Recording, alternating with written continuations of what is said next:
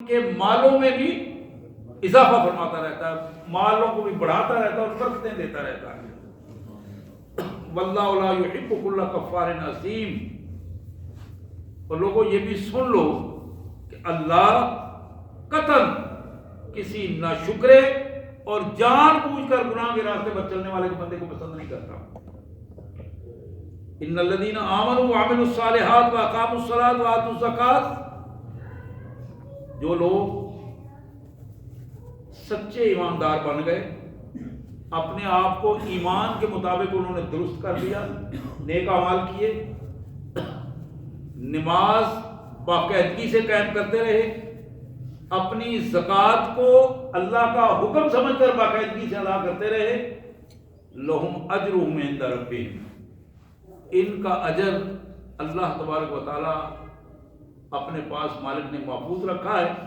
ولا خوف علیہم ولا هم یحزنون، مالک انہیں دنیا میں بھی بے خوف کر دے گا اور آخرت میں بھی اللہ تعالیٰ ان کو سزا سے محفوظ رکھے گا، ذلت غم زدہ نہیں کرے گا۔ یا ایھا الذین آمنوا اتقوا اللہ وذروا ما بقی من الربا ان کنتم مؤمنین، اے ایمان والو اللہ سے ڈر جاؤ، جہاں جہاں سود کا تمہارا کوئی لین دین ہے فوراً اسے ختم کر دو، ان کنتم مؤمنین، اگر تم ایمان والے ہو تو تمہارے ایمان کا تقاضا ہے کہ سود کا لین دین ختم کر دو، اس سے کوئی تعلق نہ رکھو۔ وَإِن لَّمْ تَفْعَلُوا، اگر تم نے یہ کام نہ کیا، اللہ کا یہ حکم نہ مانا، فَأَذَنُوا بِحَرْبٍ مِّنَ اللَّهِ وَرَسُولِهِ، تو پھر اللہ اور اس کے رسول سے تمہیں جنگ کا چیلنج ہے، اس چیلنج کو تم قبول کر کے سامنے آؤ میدان میں کہ اب تم اللہ سے لڑائی مول لے رہے ہو، اللہ کے رسول سے لڑائی مول لے رہے ہو۔ وَإِن تُبْتُمْ، اگر تم توبہ کر جاؤ، فَلَكُمْ رُءُوسُ أَمْوَالِكُمْ، تو جو تمہارا اصل مال ہے وہ لے لو اور توبہ کر لو، اللہ تبارک و تعالیٰ اس تمہاری توبہ کو قبول کریں گے۔ لا تظلمون ولا تظلمون، نہ تمہیں نقصان ہو اور نہ تم کسی دوسرے کا نقصان کرو، اپنا اصل پیسہ جو لگایا ہوا ہے وہ واپس لے لو اور نہ اس کو نقصان پہنچاؤ اور نہ اپنے اصل پیسے کا نقصان کرو۔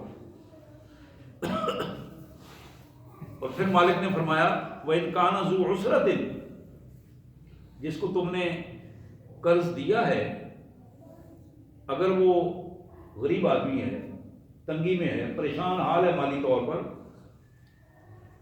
فَنَظِرَةٌ إِلَىٰ مَيْسَرَةٍ، تو پھر ایک خاص مدت تک اسے مہلت دے دو، پیسہ اپنا لو تم لیکن تھوڑی سی مہلت آسانی کر دو اس کے لیے۔ وَأَن تَصَدَّقُوا خَيْرٌ لَكُمْ، اگر تم اللہ کی رضا کے لیے اسے معاف کر دو، چھوڑ دو، تو یہ اور زیادہ بہتر ہے۔ ان کنتم تعلمون، اس بات کو اگر معاف کرنے والی بات کو سمجھ جاؤ تو پھر یہ بہت بڑی بہت بڑے اجر کی بات ہے۔ وَاتَّقُوا يَوْمًا تُرْجَعُونَ فِيهِ إِلَى اللَّهِ، ڈر جاؤ اس دن سے جس دن تمہیں اللہ کے حضور کٹہرے میں کھڑا کر دیا جائے گا۔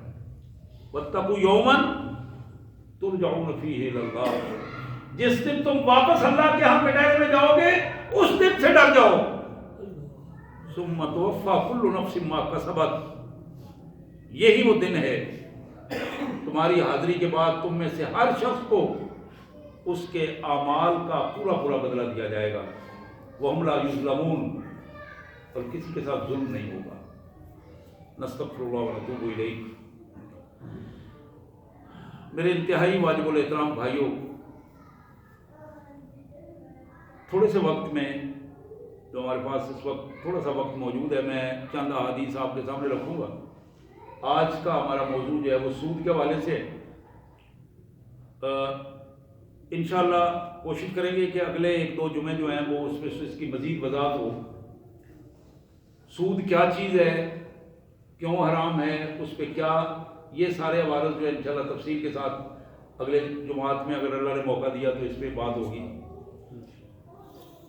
آج جو پہلو میں آپ کے سامنے رکھنا چاہوں گا، کائنات کے مالک نے فرمایا وَفِي السَّمَاءِ رِزْقُكُمْ وَمَا تُوعَدُونَ، جو تمہارا رزق ہم تمہیں دیتے ہیں نا، جو رزق ہم تمہیں دیتے ہیں وہ زمین سے نہیں بلکہ آسمان سے آتا ہے. وَفِي السَّمَاءِ رِزْقُكُمْ وَمَا تُوعَدُونَ. جس رزق کے دینے کا ہم نے تم سے وعدہ کیا ہے وہ اس کا ایشو پوائنٹ آسمان ہے. زمین و آسمان کے رب کی قسم، جس طرح تم یہ آواز سن رہے ہو اسی طرح یقین کر لو کہ یہ حکم بالکل ٹھیک ہے کہ رزق آسمان سے آتا ہے. اللہ یبسط الرزق لمن یشاء ویقدر. یہ کائنات کا مالک ہے جو اپنے بندوں میں سے جس کا رزق چاہتا ہے کم کر دیتا ہے، جس کا چاہتا ہے بڑھا دیتا ہے. سود کے اندر بنیادی طور پر وہ لالچ، وہ حرص، وہ طمع، جو پیسے کو ساتھ پیسہ بڑھانے کا وہ لالچ جو انسان کو ذلت اور رسوائی اور تباہی تک پہنچا دیتا ہے. مسلم شریف کی یہ حدیث جناب جابر بن عبداللہ رضی اللہ تعالیٰ عنہ کی یہ روایت، لعن رسول اللہ صلی اللہ علیہ وسلم آکل الربا وموکلہ وکاتبہ وشاہدیہ وقال ہم سوا. نبی رحمت صلی اللہ علیہ وسلم نے فرمایا کہ جو شخص سود کھاتا ہے، سود لیتا ہے، سود دیتا ہے،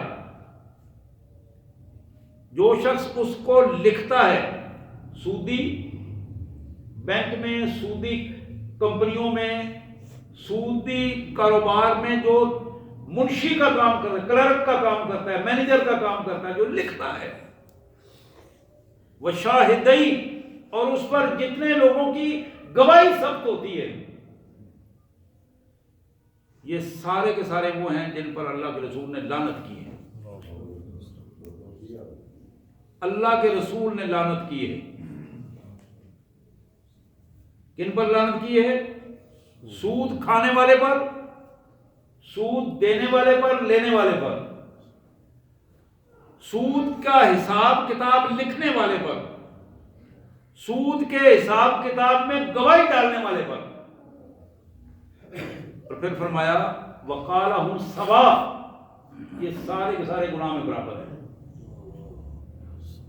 لے جانے والا تو لے گیا ہے پیسہ، اس نے اپنی برائی میں جس جس کو ملوث کیا ہے وہ سارے برابر ہیں. بعض بھائی کہتے ہیں کہ آج یار بینک میں جاب کر رہے ہیں، کوئی اور کوئی صورت نہیں ہے، مجبوری ہے.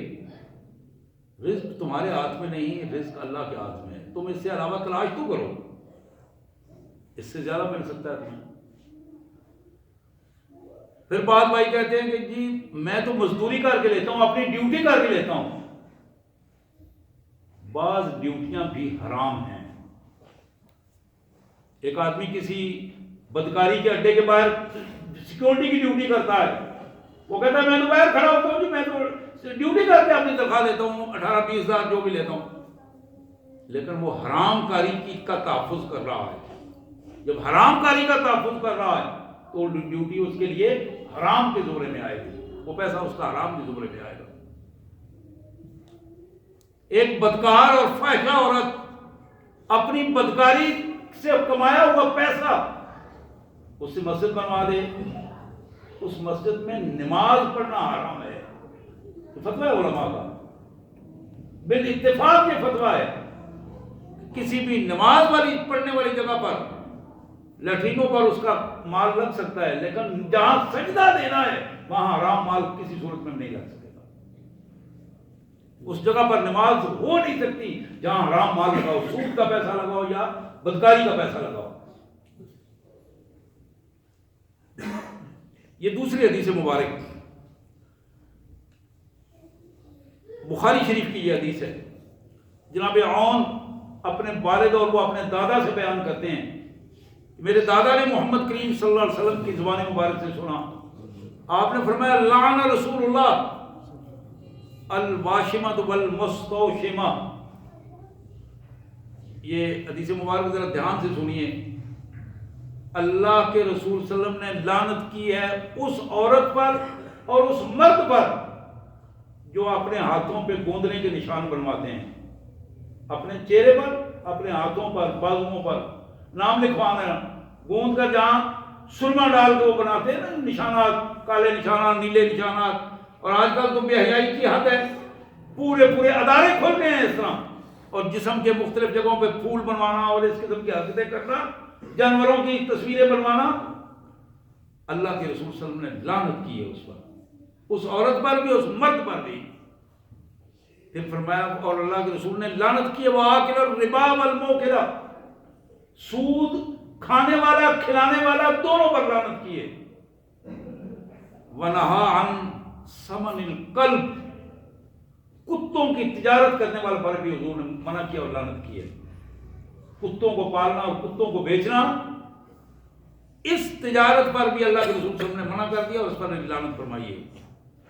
وہ کسب البغی، بدکار عورت، اس کی جو کمائی ہے اس سے منع کیا اور اس پر لعنت فرمائی رسول اللہ صلی اللہ علیہ وسلم نے. ولعن المصورین، اور یہ بت بنانے والے اور تصویریں بنانے والے، ان مصورین پر بھی اللہ کے رسول صلی اللہ علیہ وسلم نے لعنت فرمائی ہے. بخاری کی اس حدیث میں گوند کر نشان بنوانے والی مردیں اور عورت، سود دینے والا اور لینے والا فرد، کتوں کی تجارت کرنے والا شخص، بدکار عورت کی زناکاری سے کمائی، اور بت تراش اور مصور، ان سب پر اللہ کے رسول صلی اللہ علیہ وسلم نے لعنت فرمائی. اور میرے بھائیوں، جس پر اللہ کا رسول لعنت کر رہا ہو، آپ اندازہ کر سکتے ہیں کہ اس کے رحمت اس کے قریب سے بھی نہیں جائے گی. جس کے بارے میں محمد الرسول صلی اللہ علیہ وسلم کی زبان مبارک سے نکلے کہ تم پر اللہ کی لعنت ہو. مستدرک حاکم، یہ مستدرک حاکم وہ حدیث ہے، کتاب ہے حدیث کی، امام حاکم نے لکھی ہے. بخاری اور مسلم کی شرائط پر جو پوری اترتی ہوئی حدیث ہیں وہ ان میں ساری اکٹھی کی ہیں. مستدرک حاکم میں جناب ابو ہریرہ رضی اللہ تعالیٰ عنہ کی حدیث، ابو ہریرہ کہتے ہیں کہ رسول اللہ صلی اللہ علیہ وسلم نے فرمایا اربع حق علی اللہ الا يدخلوا الجنہ ولا یذیقہم نعیمہا. 4 قسم کے بندے ایسے ہیں انہوں نے اللہ کو یہ حق دے دیا ہے کہ اللہ تعالیٰ انہیں اٹھا کر جہنم میں پھینک دے. خود اللہ کو کہا ہے اپنے کردار کی وجہ سے، یعنی انہوں نے اپنے آپ کو جہنم کا حقدار ثابت کر دیا ہے. 4 قسم کے بندے، اور اللہ کو درخواست کی ہے کہ ہمیں جنت کی نعمت نہیں چاہیے. اللہ ایسے بندوں کو جنت کی نعمت چکھنے بھی نہیں دے گا، جنت کی خوشبو نہیں سونگنے دے گا، جنت کے قریب نہیں جانے دے گا. یہ کون لوگ ہیں؟ پہلا بندہ مدمن الخمر، عادی شراب نوش، وہ شرابی جو پوری زندگی اسی کیفیت میں اس نے گزار دی ہے. مدمن الخمر، عادی شرابی. ہمارے یہاں تو بڑے بڑے معزز ہیں نا جی، وہ شرابی لوگ بڑے معزز ہیں، بڑے مختلف جگہوں پہ. چرسی بھی بڑے معزز ہوتے ہیں ہمارے یہاں، شرابی بھی بڑے معزز ہیں. اسی طرح کے اور جو برائیوں میں نامور لوگ ہیں، وہ برے معاشرے میں وہ معاشرے کے سرغنہ ہوتے ہیں، معاشرے کے وہ چنے ہوئے لوگ ہوتے ہیں. لوگ ان کے شر کی وجہ سے ان کا احترام کرتے ہیں. پھر فرمایا واکل الربا، پہلا بندہ عادی شرابی، دوسرا بندہ سود کھانے والا، سود کھانے والا شخص. تیسرا آپ نے فرمایا وآکل مال الیتیم بغیر حق، یتیم کے مال پر ہاتھ صاف کرنے والا، یتیم کی زمین کو اپنی زمین میں ملا لینے والا، یتیم کے کاروبار کو اپنے کاروبار کے ساتھ ملا کر ہضم کر لینے والا، یتیم کی جائیداد، اس کے مال، اس کے دولت، اس کا ہاتھ صاف کرنا بغیر حق، جس کا اس کو کوئی حق نہیں تھا. والعاق لوالدیہ، اور اپنے والدین کا نافرمان، ماں باپ کا نافرمان، یہ 4 بندے ہیں. کون سے 4 بندے جی؟ اربع حق علی اللہ اللہ یدخلهم الجنہ. 4 بندے ایسے ہیں جن کو جنت میں انہوں نے خود اللہ کو حق دیا ہے، کہا ہے یا اللہ ہمیں جنت کی ضرورت نہیں ہے. اپنے بد کرداریوں کی وجہ سے اللہ کو حق دے دیا ہے اور اللہ نے فیصلہ کیا کہ ان کو میں جنت کے قریب نہیں آنے دوں گا. ولا یذیقکم النعیمہ، جنت کی کوئی نعمت ان کو نہیں چکھنے دوں گا.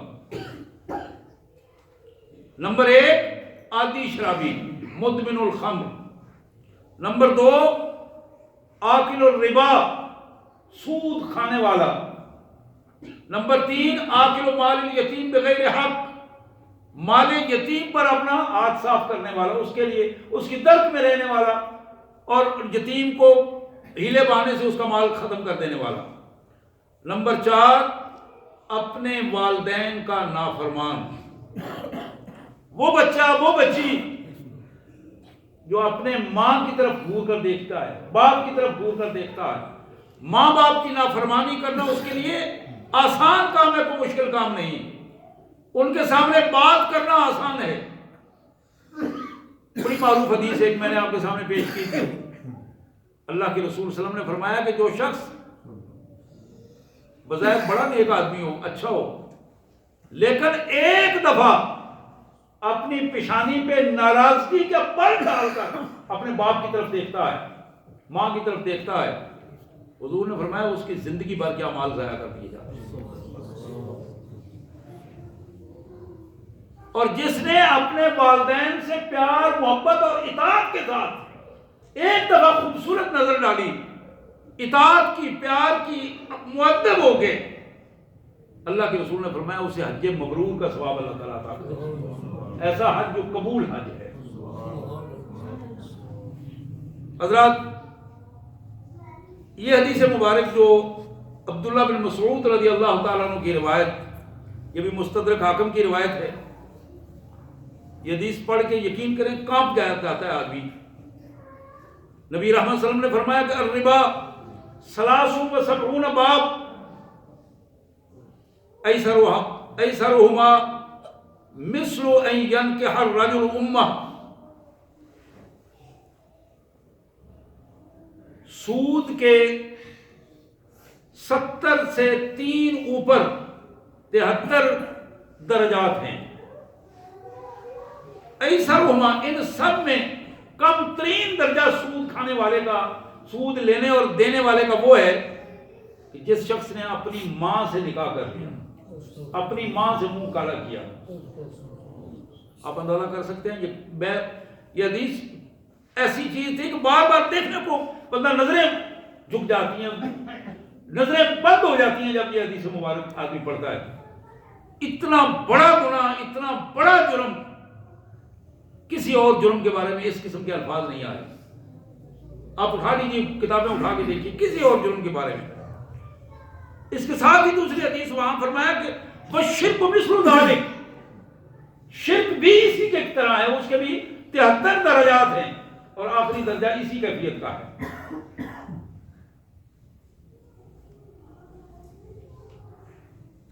جناب حنظلہ ابن حنظلہ غسیل الملائکہ عبداللہ ابن حنظلہ رضی اللہ تعالیٰ عنہ،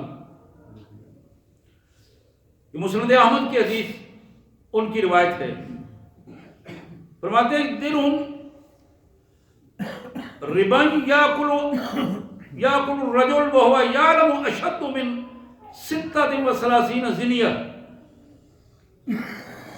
1 درم سود کا جس بندے نے کھایا، 1 درم سود کا، وہو یعلم، وہ جانتا ہے یہ سود ہے. بھول سے کھا لینا اللہ معاف کر دیتا ہے. جان بوجھ کر سودی پیسے سے اس نے 1 روپیہ کھایا، 1 درم لیا، 100 لیا. 1 درم کی بات ہو رہی ہے. رسول اللہ صلی اللہ علیہ وسلم نے فرمایا یہ اس کا 1 درم کھانا 36 دفعہ بدکاری کرنے سے زیادہ بدتر گناہ ہے. اشد من 36 زنیہ، یہ الفاظ ہیں حدیث کے، میرے الفاظ نہیں ہیں۔ زنا بذات خود بڑی کبھی اور گندی حرکت ہے، اور 36 دفعہ اس گندی حرکت سے گزرنے سے زیادہ گناہ یہ ہے کہ بندہ سود کا پیسہ کھائے اور اس کو جائز سمجھ کر، حلال سمجھ کر کھائے اور اپنی مرضی سے اس کو چلاتا پھرے۔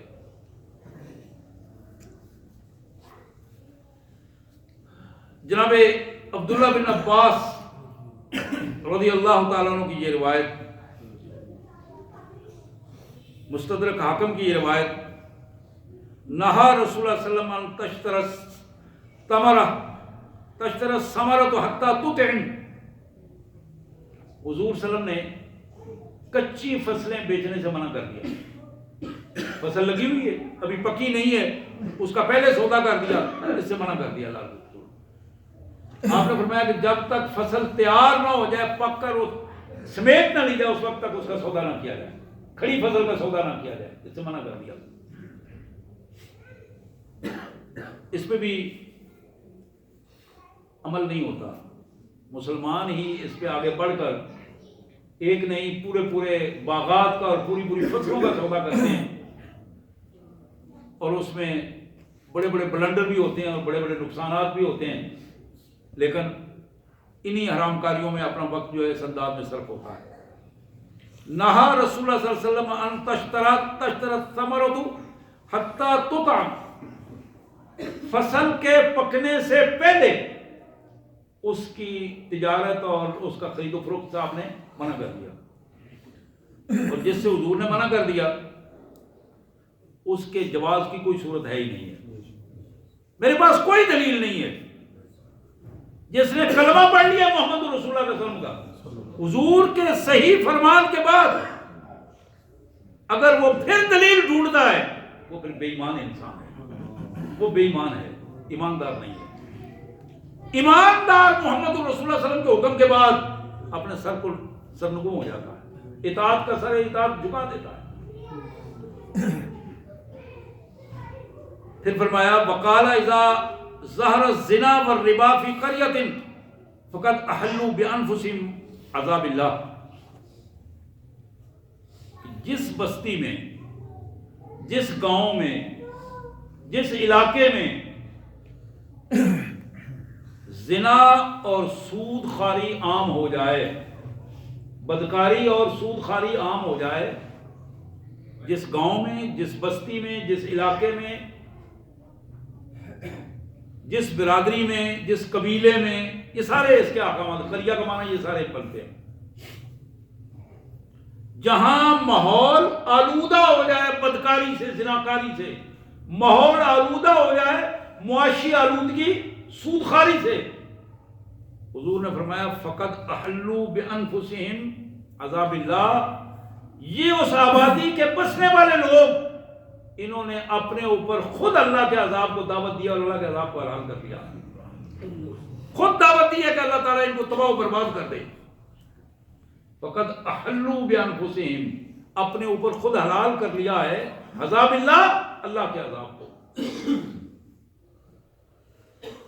استغفر اللہ العظیم، استغفر اللہ العظیم، استغفر اللہ العظیم واتوب الیہ۔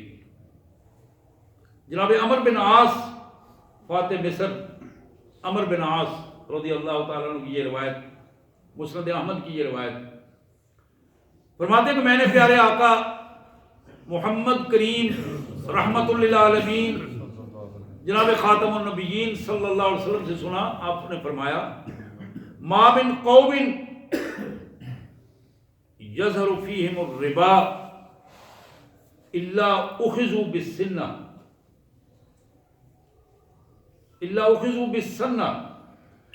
وما من قوم یظہر فیہم الرشا الا اخذوا بالروح۔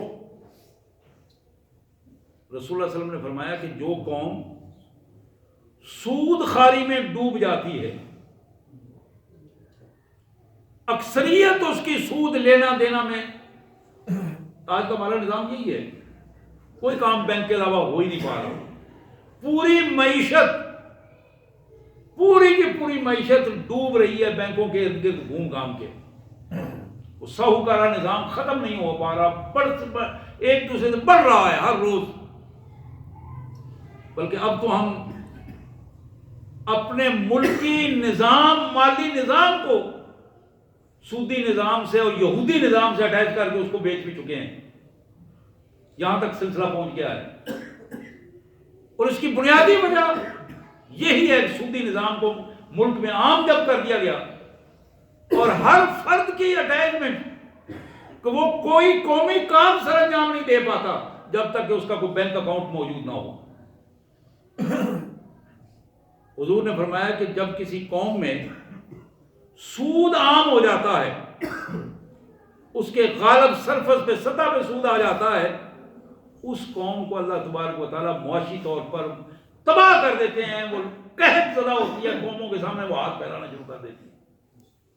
سب کچھ ہونے کے باوجود اس کے پاس کچھ نہیں ہوتا. اللہ اخذوا بالسنہ، قحط سالی میں مبتلا ہو جاتی ہے وہ قوم، اور تباہی اور بربادی اس کا مقدر رہتی ہے.